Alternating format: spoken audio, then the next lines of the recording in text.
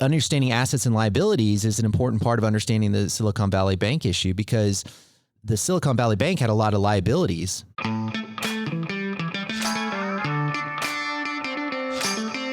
Do you want a wealthy retirement without worrying about money? Welcome to Retire in Texas, where you will discover how to enjoy your faith, your family, and your freedom in the state of Texas. And now, here's your host, financial advisor, author, and all-around good Texan, Daryl Lyons.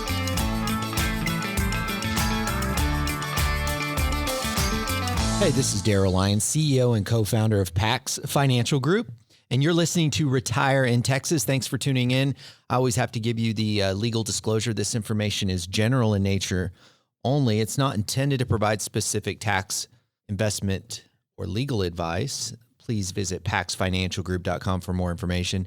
And please text the word Texas to the number 74868 if you need to speak to an advisor. 15-minute complimentary, no cost, and more importantly, no pressure. But if you need to speak to an advisor, that's the best way to do it. Text the word Texas to 74868. So here's the deal. I'm going to do a show about the banking industry a little bit. So this show will not be evergreen. So, a year from now, it may or may not be still relevant for those that are maybe kind of going through older episodes. If you podcast a lot, you ought to check out some of our older episodes. There's just some incredible content. Some people do that. Some people just check out the latest episode. So here we are. This one's going to be about Silicon Valley Bank, and I'm going to explain it in such a way that I'm not going to actually apply a lot of numbers, because sometimes when I get into the numbers, I see like glassy eyes or kind of people like thinking about other things. So I try to use numbers judiciously. And so this will be less about numbers, but it'll give you the context. And I'm going to also talk about what it means to have a Silicon Valley Bank die. So Silicon Valley Bank, you've heard a lot about it, but I think you're going to get the story here without a lot of numbers. And then also, I'm not going to get into the political periphery stuff because, man, some of these talking heads, they really love to go into that angle. And I know it makes for good news. And I know there is some of that in here, but from a financial framework, I think I can explain it in such a way that you'll understand really what happened without getting angry. And so I think just taking that emotion out and say, okay, I get it. Then you can go explore all the political ramifications and the consequences. But let me also share with you my banking experience, because it actually has some relevancy for Silicon Valley Bank. So when I was going to St. Mary's University, my desire was to not live in a house with wheels. I just didn't want to live in a mobile home anymore. So there was a friend of mine whose parents had a house in Castroville that had a foundation, a nice thick concrete foundation. I thought, man, that's kind of nice. I'd love to have a house with a foundation. Because when you have to edge the skirting of a mobile home, you often crack the skirting. And that actually frustrated me. So I wanted a house with a foundation. And so when I found out that her dad was a banker, I was like, oh, then I'm going to be a banker. Sounds good. So went to St. Mary's University, needed a job, and there was a bank right down the road at Bandera Woodlawn, which if you've been to Bandera Woodlawn, it's kind of a rough part of town. And a majority of the people in that community, their first language is Spanish. But I went to Bank of America Bandera Woodlawn and put my resume in somebody's hands, and they lost it. And I literally went 6 times. They just kept losing my resume. It was crazy. But I kept going back. I really want a job. I really want a job. I really want a job. And so they finally hired me without the resume. It was based on persistence. So I got the job and making, pretty decent money as a teller. I worked there 35 hours a week all the way through college. It helped pay my way through college. I started having some success there. They moved me up to a management position. I was opening, closing the branch. I love banking, everything about banking. I knew the CEOs of all the major banks. I knew about stock options. I mean, I knew banking very well. I studied it. I nerded out on banking. I wanted to be a banker. That was my goal in life, to be a banker.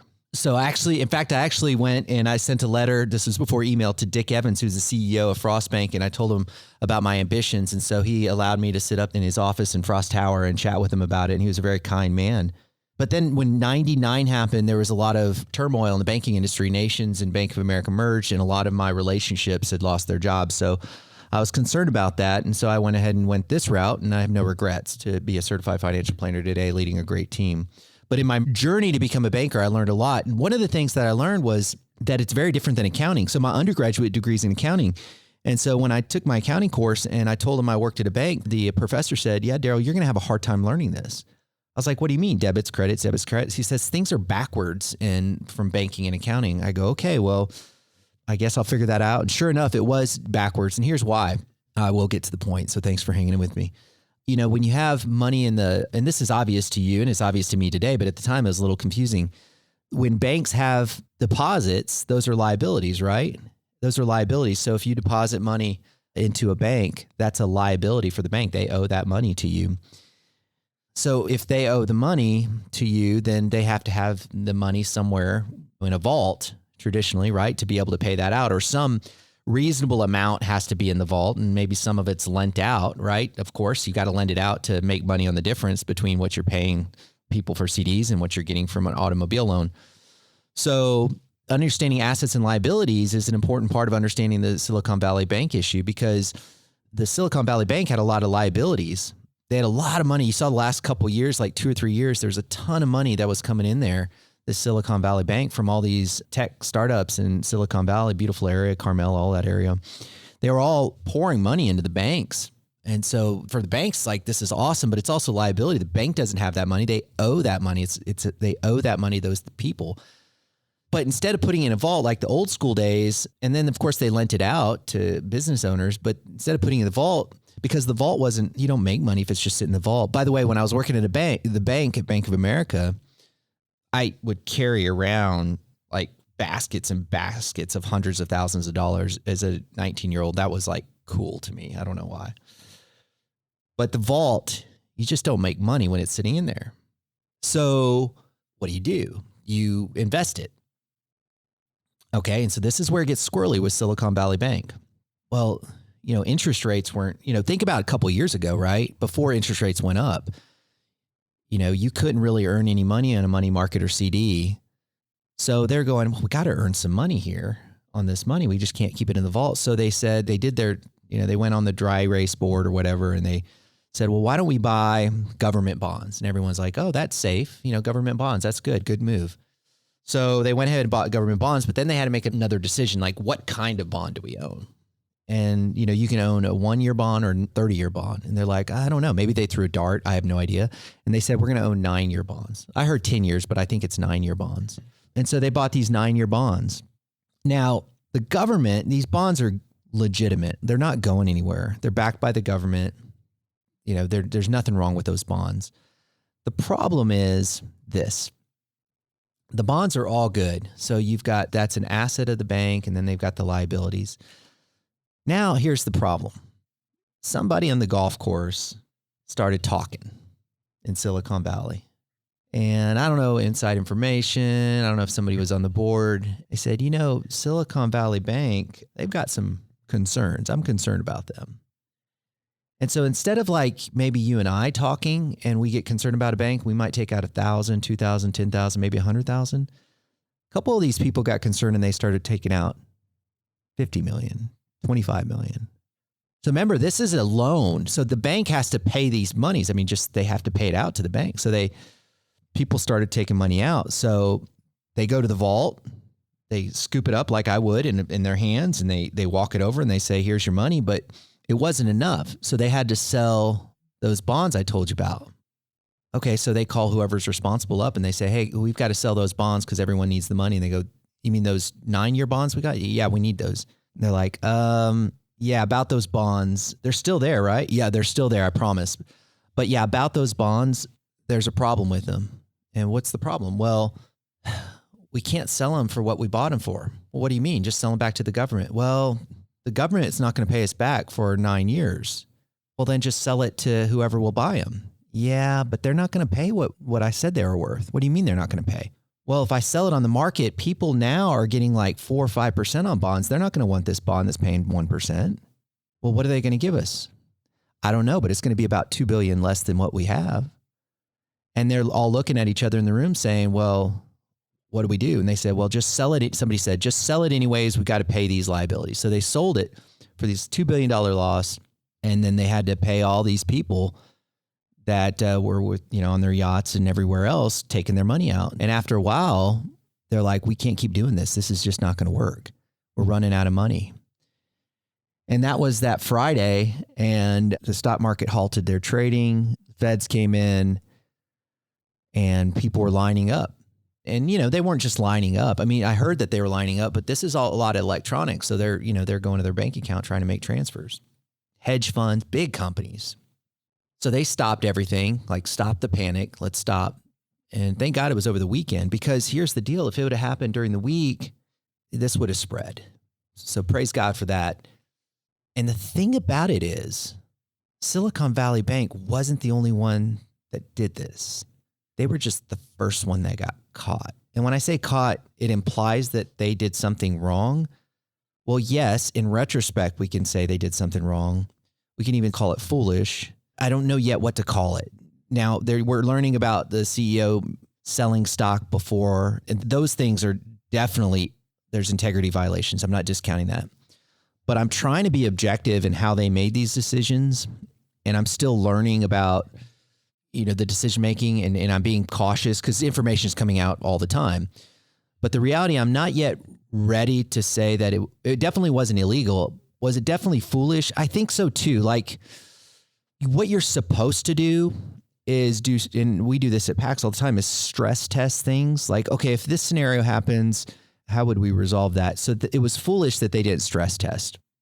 But thankfully it happened on Friday, because a lot of banks did this.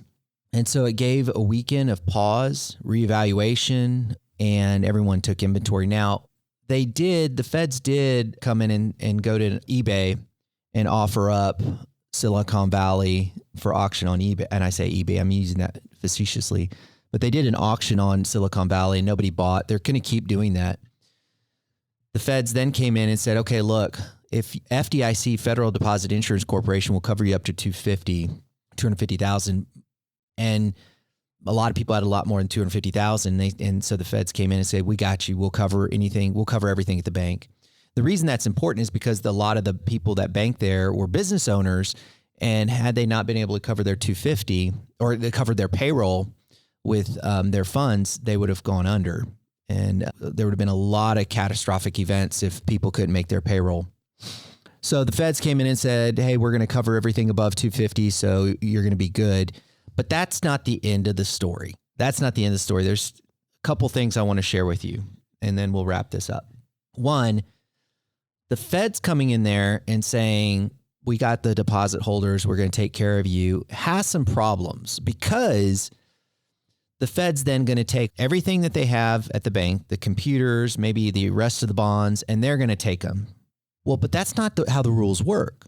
The legal rules are, in a default situation, the liabilities of those banking accounts are first made whole up to $250,000. And legally, the next group legally should be the bondholders. So anybody that has lent bonds to Silicon Valley Bank, and many people around the country, everyone has exposure to this stuff. It's all in our portfolios. It's everywhere. So it's not, the good news is it's usually not material. I've looked in a lot of portfolios. Usually it's not a lot, but everyone had some degree of these regional banks in their portfolios. So the reality is, even though the Fed seem like they're doing a nice thing by making all the checking account holders full and making sure they're good, that's, I hate to say it, but in a certain way, it's kind of illegal, because the bondholders are saying no. Hey, after the $250,000, it's our turn. We get paid back. And so we're going to hear about that. And now the stockholders are last in line, and they're saying, hey, we have zero left, but the CEO took a bunch of money and all this fraud took place. So those class action lawsuits for the stockholders are coming out. So this is not done yet. So that's one point I wanted to make.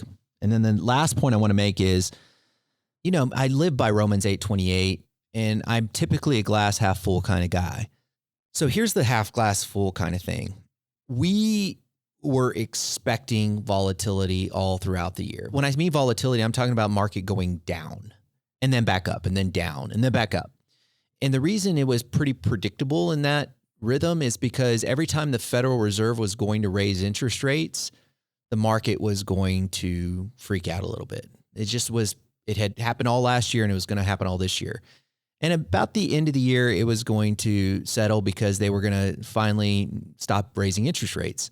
The reason that this may be a half glass full kind of thing is because, follow me for a second, the Federal Reserve was trying to slow down the economy. How are they trying to slow down the economy? By raising rates. What does that do? That slows down lending. So in another way to look at it is the Federal Reserve was trying to slow down lending. What's another way to slow down lending? Another way to slow down lending is squeeze the banks.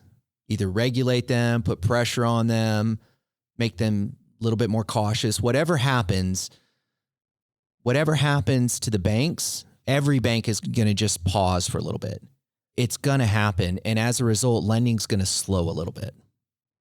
And by slowing lending, the Fed is getting the job done in a roundabout way, but through the banking system. Do you follow me? And as a result of the Fed getting the job done in a roundabout way through the banking system, there's a high probability that they will not raise rates. And if they don't raise rates, then that's really good for the stock market. Okay, so that's kind of thematically something I wanted you to be aware of. A lot of content here, and thanks for hanging with me with my college stories at the bank. There's so many stories there. It's hilarious almost when you have college buddies going through the drive-thru saying derogatory things for all your teller friends and peers and your boss to hear. Yeah, it can be comedic. Yeah, thanks for hanging with me in my banking stories. And I hope this overall helicopter overview of what happened at Silicon Valley Bank makes sense. Now you can take this information and you can understand some of the political stuff and some of the fraud and the other stuff that took place, but you can't jump into that with emotions until you kind of understood how that whole system broke down. And so I hope this helped today. I want to remind you that your diversification works. Still spread out the money, very important for things like this. And as always, we want to remind you, think differently when you think long-term. Have a great day. This is thepodcastfactory.com.